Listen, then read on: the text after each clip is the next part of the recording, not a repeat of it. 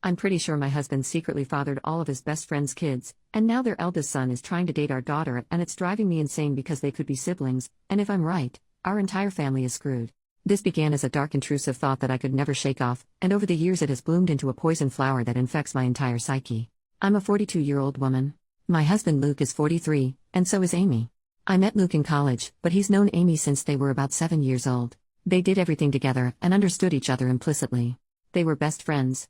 They've always insisted that they are surrogate siblings to each other. Naturally I, as a new girlfriend, felt a little threatened by Amy and her closeness to Luke, but they both reassured me I had nothing to worry about. That their bond was not romantic and had never been sexual. That Amy really was just the sister that Luke never had. I believed them, and it didn't take long for me to forget any and all insecurities I had about Amy. She became my friend too. She officiated our wedding. Luke and I have built a wonderful life together, and we always had a strong relationship. After we got married and moved in together, we still saw a lot of Amy, and I was fine with that. I've passed many a night on the towns trying to help Amy find a man, as she has always talked about how she is unlucky in love. Luke and I started to have children after we were married, and, at around the same point, so did Amy. For further context, my children are Sophie, 15, Owen, 12, Louise, 10, and Carter, 6. Amy's children are Tom, 17, Haley, 14, and twins, Adam and Jenna, 9. Now, Amy was not in a relationship at this point. She was not married. As far as I knew, she was dating but not consistently. As Luke and I had more kids and our family grew, periodically Amy would find herself pregnant as well. It happened a few times, and Luke and I never knew anything about the fathers in question. I kind of assumed that maybe Amy was sleeping around and not keeping in contact with her one-night stands. Luke agreed this was probably the answer. While I did ask each time if Amy knew the paternity, she always said no, and she didn't seem that worried about the idea of raising kids on her own, so I didn't pester her. Of course, she had us to support her, so there was that. While Amy never asked for any help, of course Luke was never going to let his best friend struggle to stay afloat when she had children to raise. Financially, we are very fortunate and privileged. I have a job that pays handsomely, and Luke also had wealthy parents who already knew and loved Amy, so they were happy to provide for her. My in-laws defy all stereotypes, they are the kindest and gentlest people, so we were able to support Amy. To get her somewhere to stay with her kids. People might be tempted to call her a leech, but I never saw it that way. None of us did. She needed help and we had the means to help provide it.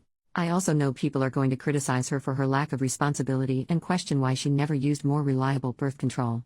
Honestly, that is a long story that I don't want to get into because even I don't fully understand her reasoning, but it was quite important to her that she never be on birth control and that whatever came of that choice, she would accept. It wasn't religiously motivated, I know that, but it was that degree of significance to Amy. She really did not want to take birth control. She's explained it to me more than once, but I'm still not clear on why. Of course, Amy being Luke's best friend since they were kids, it's not unreasonable that sometimes they hang out together while I'm not there. Hey, that's fine. Sometimes I hang out with Amy one-on-one as well, though Luke does it more. She was his friend first. This included him going over to where she was staying and at times, sleeping over there. Was I a fool to trust him and believe nothing was going on? Perhaps. But for years, they presented as being buddies. Like siblings. I didn't pick up on any vibes between them, not ever. As one can expect, our children were brought up together. Not in the same house, but we made sure Amy's children met ours from a young age, and they always got along and strong bonds of friendship have formed over the years, which is good. Especially if I'm right, and they share blood. I've been dawdling getting to the main point. Yes. I have come to suspect that Luke fathered at least one of Amy's kids, if not all of them. Frankly, I do suspect they are all his. I would never have believed my husband to be capable of such a thing, and he's given me no indication that he is the unfaithful sort. But he does spend a lot of time with Amy, and I have to confess I cannot remember seeing her with any real boyfriend over the years. She would talk to men at bars and parties, I would try to be her wingman, and so on. But nothing ever seemed to really happen, so when she got pregnant the first time, I was curious. When it happened again, and again, I began to wonder if she had some sort of secret fella who she didn't want us to know about for whatever reason. But I couldn't think of any reason why she would hide him, especially from her children. After Carter, our youngest, was born, Luke and I agreed that the time had come for him to have a vasectomy. Amy's twins had come just a couple of years prior. Of course, after the procedure, Luke and I continued to make love, but I no longer had to think about pregnancy. Meanwhile, Amy never got pregnant again after the twins. Is it a coincidence that Luke had a vasectomy and then both of us stopped getting pregnant? I don't know. But Luke would still visit her, and he wasn't just going to see her, but checking up on her children as well. In general, I should have paid more attention to it sooner, but Luke has always acted like a father to them, especially as they've gotten older. He's the father they never had. He doesn't neglect me, or our children, not one bit. He's doing double duty. By itself, it's not weird that he's like a dad to Amy's kids who don't have a father. You might even say it's a good thing.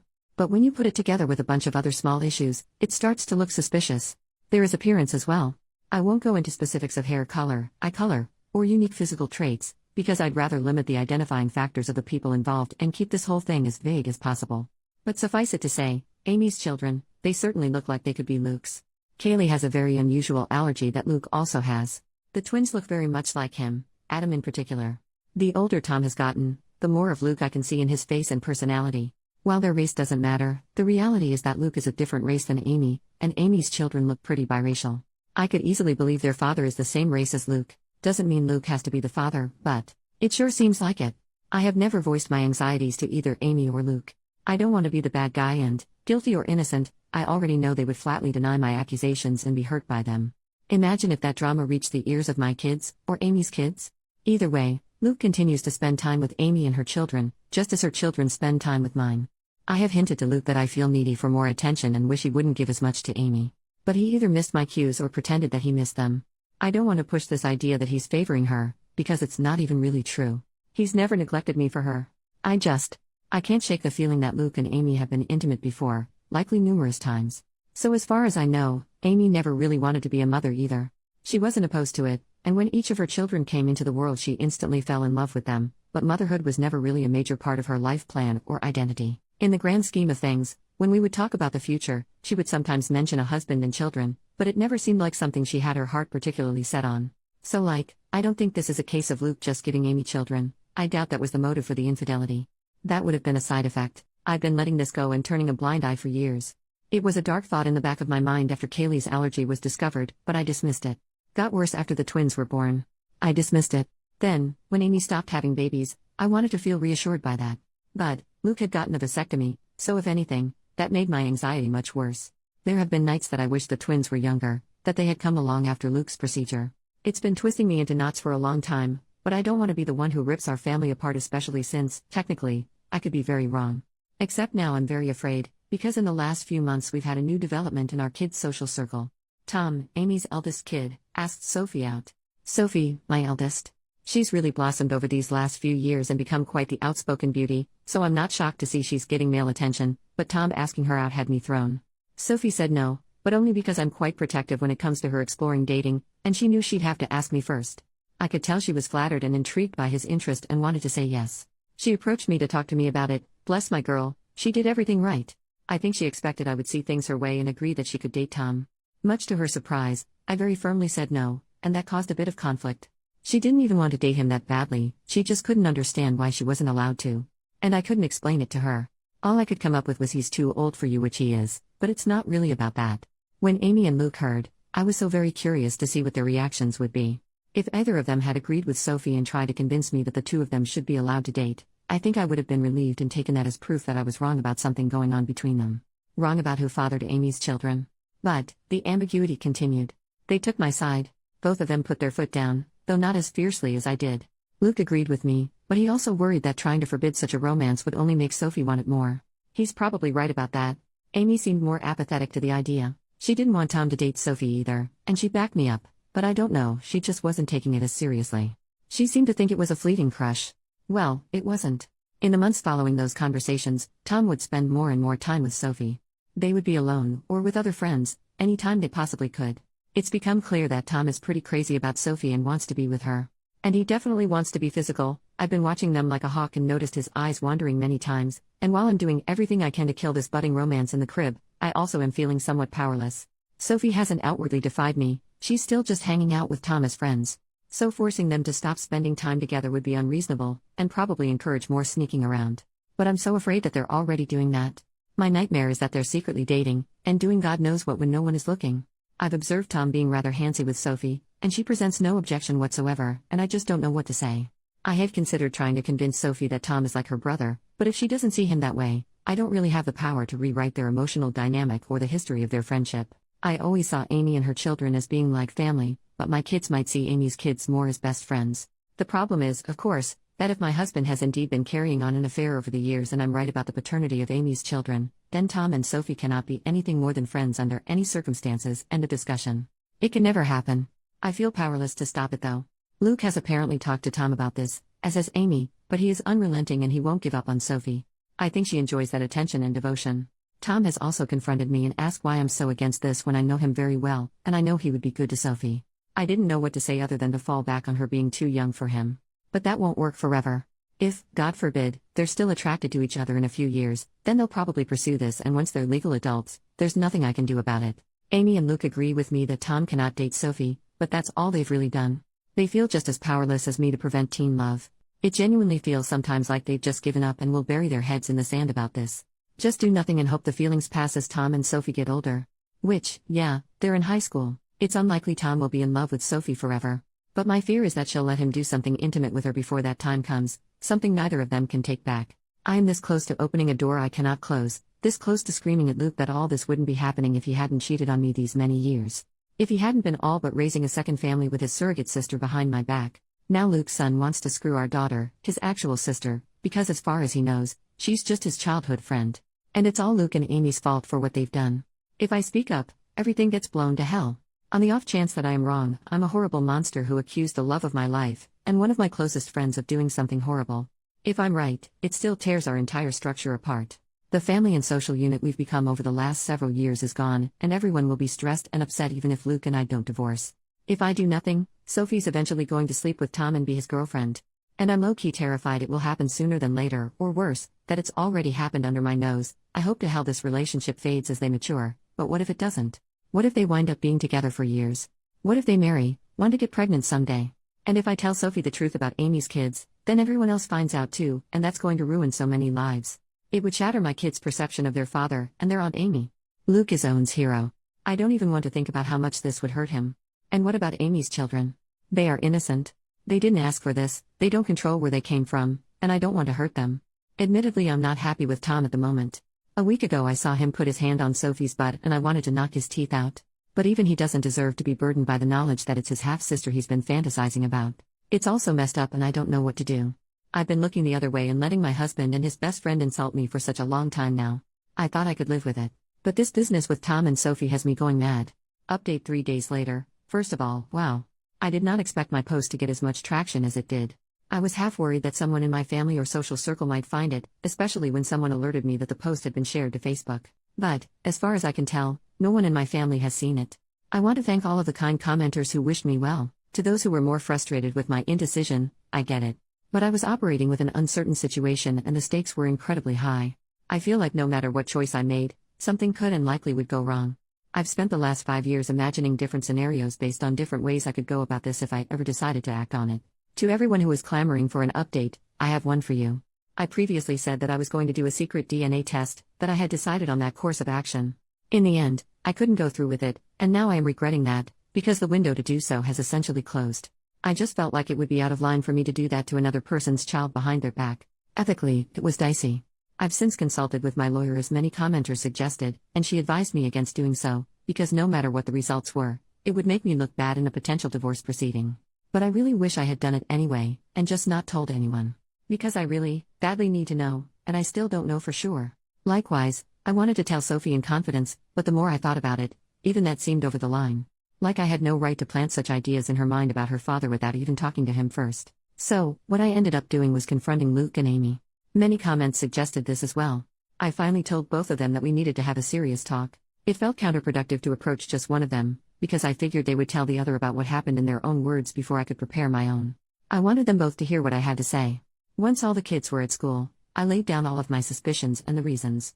I made it clear how much I loved both of them, but a combination of clues had led me to notice the similarities between Luke and Amy's children. And I didn't even list all of them in the original post. For example, Luke has been a sleepwalker in the past. So have Sophie, Tom, and Adam. I said over and over how much they meant to me and how I didn't want to believe it, but the thought had crept into my mind in the past. How I had dismissed it before, but now, with Tom and Sophie having crushes on each other, it became necessary to pose the question. So I asked if they had ever crossed the line, if Luke had ever been unfaithful, if there was even the slightest possibility that any of Amy's children were his. I was just trying not to cry. Well, they reacted exactly as I would have expected. Their responses were perfect and so very well rehearsed. I genuinely can't tell if it was honest emotion or powerful gaslighting. Amy was more upset than Luke, or at least more outwardly upset. She was angry, offended at the accusation. Luke just seemed heartbroken by it. Maybe they were just acting, but I don't know. Somehow they had reasonable responses to all of the points I brought up. They asked questions I didn't know how to answer. I had never objected to them having alone time before. Why did it suddenly bother me now? Do Amy's children really resemble Luke that much, or are things like hair color pretty basic traits to have in common? The whole family had always treated Amy and her kids as part of our unit, and I had previously commended Luke for stepping up and being a father to Amy's kids since they didn't have one. Why was I now saying it was a bad thing? What exactly did I want them to do? How could I think such a thing about them? Why had I waited so long to say something? Luke was more understanding than Amy. He respected my feelings, or at least he acted like he did. Amy appeared to feel more betrayed by what I said. I ended up apologizing several times even though I'm not sure I did anything wrong. Luke also apologized for anything he'd done to indicate he was unfaithful. I asked Amy more pointedly that, if not Luke, who had fathered her children. She snapped back that it was none of my business, and I could tell she was in no mood to get personal or vulnerable with me after my accusations. I'm not proud to say that I lost my temper, and said that after everything we had done for her and her children, such information was not a lot to ask and perhaps she owed it to us. I regretted the words as soon as I said them, but Amy shouted back that I had never done anything for her, that it was Luke and his parents who had kept her afloat all these years, not me. She went on a longer tirade about how I had always acted superior to her, which I don't believe I did, though it's possible that I gave off that vibe unintentionally. Luke did his best to calm her down, but the room was still fraught with tension. I just don't know. It's driving me to the edge of madness. There is a way to be certain, of course. Not certain of my husband's fidelity, but of the paternity of Amy's children. So I asked Luke, for my own peace of mind, for the sake of our daughter, and for our family unit, if he could please get a DNA test done, a paternity test. I went on to say that I knew he disliked and distrusted such things, but that I really needed this. I could see the pain in Luke's eyes. Maybe it was an act, but he did seem genuinely hurt that I was asking for this, that him giving me his word that he had always been faithful was not enough for me. But he very reluctantly agreed to participate in a DNA test. Unfortunately, Amy did not, and that's where we hit a roadblock. I was afraid of this. But Amy was infuriated at the whole concept and told me in no uncertain terms that I would not be getting samples of her children's DNA and basically told me to piss off for asking, several times in several variations. I pressed Luke, and honestly he was a bit useless but probably right. He tried to convince Amy but she wouldn't hear of it, and he kind of shrugged to me when I pushed him for further support. Because he can't force her to get the tests done, if she refuses, that's really a dead end. Trust me, it is. I looked into this quite a bit and consulted with my lawyer. The problem is, Luke could, in theory, petition the court to demand a paternity test for Tom and the others. The issue is that, to do this, he'd essentially be claiming he slept with Amy and he believes her children to be his. That would be the version of events he'd be maintaining. But Luke has staunchly insisted that nothing ever happened with Amy. That he never cheated on me. Whether or not he's being honest about this is another story, but he'd essentially have to go on record and make a claim that he isn't prepared to make. He is quite certain the children aren't his and he has no intention of fighting for custody of them, so no judge is going to compel Amy to submit samples of her children's DNA. Tom is also old enough that his consent would be a factor. If both he and Amy refuse to participate in the test, it's unlikely that Luke would have a case. He'd have to target one of Amy's younger children, like say, one of the twins. But he doesn't want to do that. He doesn't want to take his best friend to court to prove something that, in his words, he already knows isn't true. Luke is asking me to please just let this go and trust him, because pursuing this will fracture everything. And according to my lawyer, it's not realistic anyway. For Luke to establish paternity, he would need to admit to an affair in the first place, and he's not doing that. And if he did, that would pretty much be all the proof I needed to be certain, even if I'd need more in a court case. I pestered him further about Tom and Sophie. Insisted that I didn't want them dating. Luke agreed, and apparently Amy still agrees. Luke plans to have a talk with Tom and activate protective Papa Bear mode. Among other things, he's going to remind Tom that in a couple of months when he turns 18, him being intimate with Sophie will literally be a crime. I wouldn't actually press charges against him as I know he'd never do anything against Sophie's will, but I'm not above implying the threat. Thankfully, Luke isn't either. I did ask him if he'd be open to potentially swiping a sample of Tom's DNA to do a private paternity test, but he was very hesitant about the idea. Like me, he viewed it as unethical. He also pointed out that if we were to do this and Amy found out, it would mean the end of our friendship with her, most likely. Things are, Luke believes, still in a salvageable state, where Amy and I could reconcile and become friends again, and I can see how much he wants this to happen. But, if I did a DNA test on Tom behind Amy's back and she found out, I think she would hit the roof and I wouldn't entirely blame her. Though I'd be very interested to see the results. Luke ended up going to see Amy and spending the night. I know all of you are cringing and throwing up your hands, and trust me, I wasn't happy about it. That was a very long conversation. But he was adamant that he needed to perform damage control. So they spent the night together, with Luke maintaining that nothing happened. I did not sleep a wink and I kept texting him for updates. So far as I can tell, Amy will cool off, but she needs a little time. Luke and I talked things over when he came back the next morning. It was an emotionally fulfilling conversation and we ended up agreeing to take the kids, our kids, not Amy's, to visit their grandparents for a few days. It was an impromptu visit, but we've done it before and they were delighted to have us. I just really wanted our family to spend some time together away from Amy's side of the family, so to speak. I always love getting to see my in-laws. I'll refer to them as Jim, 75 male, and Kat, 67 female. I know Reddit is famous for stories about the mother-in-law from hell, but in my life that couldn't be further from the truth. I feel safe with them. To the point that, when they took notice of how distant Luke and I were from each other, I finally relented and confessed my fears. I told them of my anxiety that Amy and Luke were having an affair, and that Amy's children might be his. Here's where things got a little bit interesting.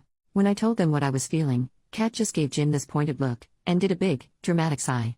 So it turns out, Kat has had similar misgivings to mine and genuinely suspected over the years that Luke and Amy were closer than they'd ever admit, that they had crossed the line in the past. Jim, on the other hand, simply refuses to even consider the idea. He has always insisted that Kat is seeing things that aren't there. He maintains that Luke and Amy are like siblings and would never do such a thing. Kat thinks his stance on this is naive and that, even if she and Jim had taken Amy in and loved her like a daughter, that didn't mean Luke viewed her as a sister or that she viewed him as a brother. But Jim just continued to insist that this is what they are and had always been.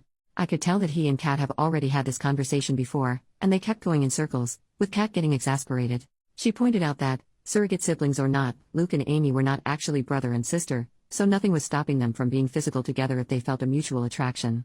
At that point, Jim just sighed and walked away from the conversation. So yes, Kat has privately wondered if Amy's children weren't fathered by Luke, which is part of why she has always treated them as her grandchildren. Which was never something that I minded, to be clear. I also don't mind that Kat never voiced these concerns to me. She had no proof, and she saw far less of Luke and Amy's closeness in our adult lives than I did. As for the kids, they're doing all right. I don't know what Amy told her children, but I think the general consensus, the official version of events, is that Amy and I had a fight and need a break from each other. That's what Luke and I told our children, and when pressed for more information, Luke did defend me and shut down the questions, saying it wasn't their business. I don't know if Amy kept to that version of events, but my children and her children have each other's phone numbers and social media, so they've presumably still been in contact over the last 2 days. I think my kids would have kept Amy's kids in the loop on the updates, and if Amy had told them anything else significant, they would have relayed that information to my kids. After all, we know Sophie and Tom are very close. I did try and talk to Sophie about that more, but the timing was off, because Sophie rejected my counsel and interpreted my reinforced reluctance as being attributed to my fight with Amy. She maintained that she wasn't dating Tom. To what degree that's actually true, I don't know, but she was going to remain close friends with him, and while she isn't usually a disobedient child, she made it very clear that she was putting her foot down on this one, and, to be fair, I can't really justify trying to separate them or forbid them from being friends. They've known each other for years. Luke has my back on them not being allowed to date, but he wouldn't have my back on them not hanging out anymore. I wish I had a more definitive update. If anything significant happens in the next few days, I can let you guys know. I'm mostly just kicking myself for not having done the secret test, even for my own peace of mind, as now I feel like I'm locked out of the only way to get definitive proof one way or the other.